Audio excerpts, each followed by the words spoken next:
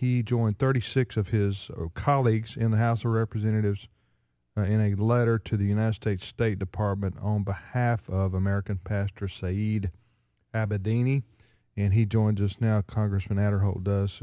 Congressman Tim and Jim here, thanks for being on our program. Hey, good morning. It's good to be with you.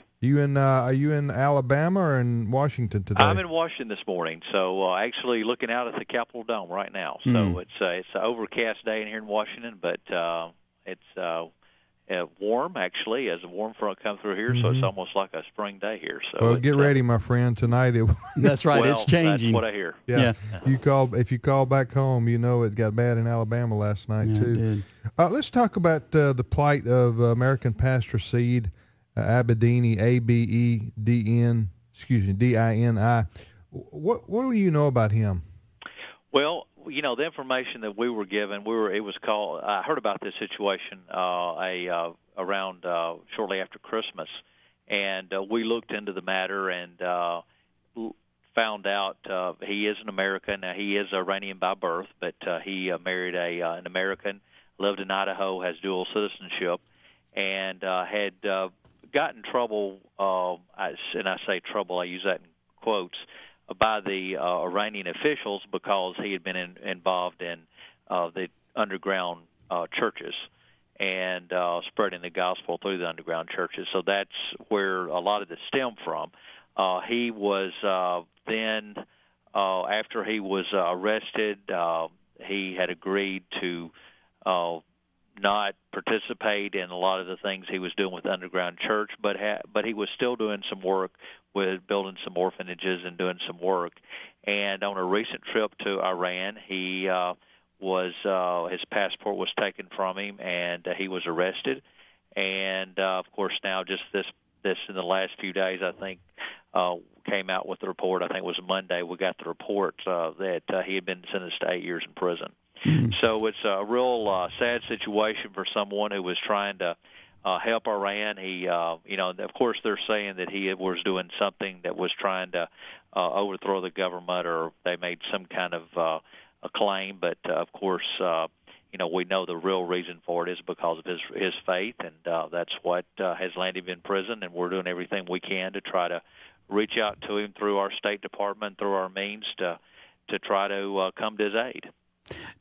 Congressman, do you think that Secretary of State Clinton, as she is leaving office, do you think this is a priority for her? And first, let me say how grateful we are that you and 35 other members of Congress are making this important and bringing it up. But do you think it is a matter of priority for her, or do you think she just hopes it'll go away? Well, it didn't seem like the State Department was doing all that they could do when this case first arose.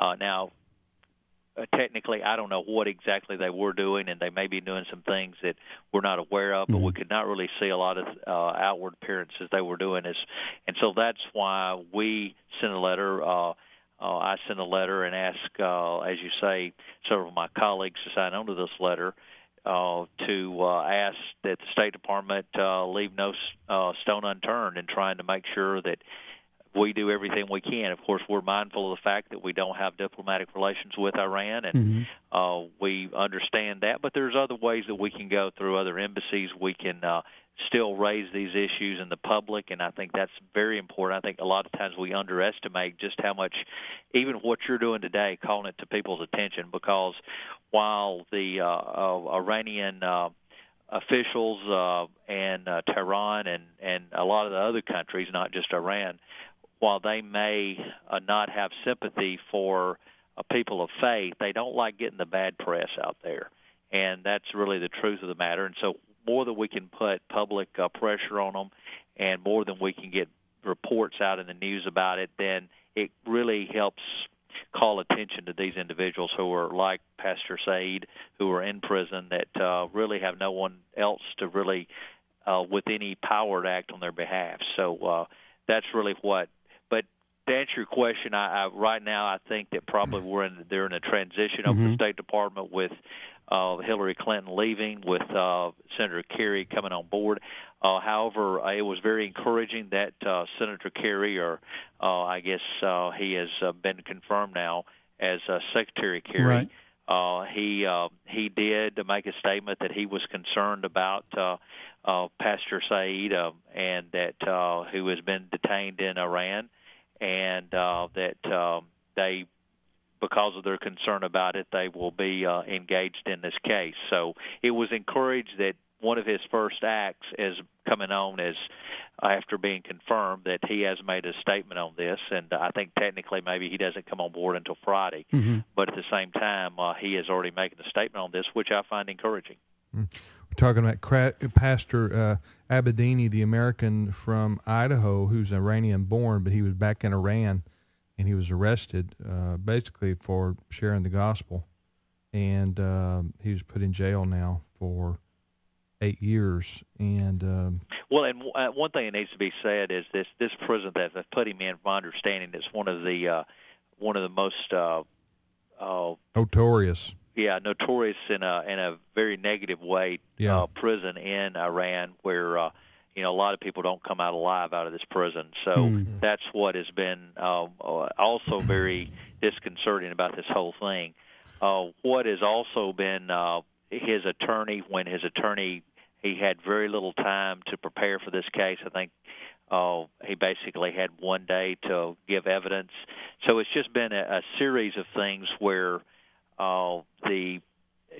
this pastor and his attorney have not been able to be, and it's given justice, and it's really been made a mockery out of what we would think of justice, and so that's why trying to get this international attention is so important.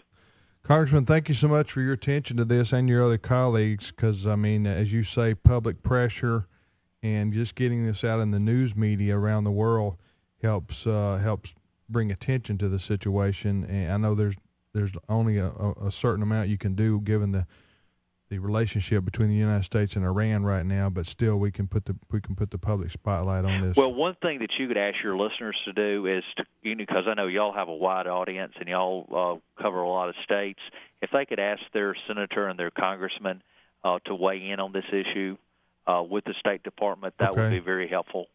So, all right. So we would ask our listeners to call their senators and their United States House of Representatives member and let them know to join in on the effort to get the State Department to do all they can do to encourage their senator or their member to speak out on this issue or to some way indicate to the State Department. So, yes, and you have your press release on your website. We do, which is if it's Congressman Robert Aderholt, Aderholt, representing Alabama's 4th District, and the pastor's name is Saeed, capital Abedini. Right. If you just can Google my name and or Google his name, but his name is probably a little bit more difficult. And we've got some information on our website that as far as the name goes, that they could pass along to their member of Congress or their senator. So it's good being with you today. It looks like you've got a great program. Glad to see that Andrew is going to be on the program today. Andrew used to live here in Washington, D.C. area, and I got to know him when he was here. Is that right? Yeah, okay. So please tell Andrew I said hello when he's on the air. We will, and hey, if you're ever in the Tupelo area, be sure and come by. We'd love to interview you in person. I'd like to be there in the studio. That'd be great. So I'm not too far away, so we might get to do that. Thank you, Congressman. Okay, thank you. All right, bye-bye. Tim, one other thing that our folks can do if they're looking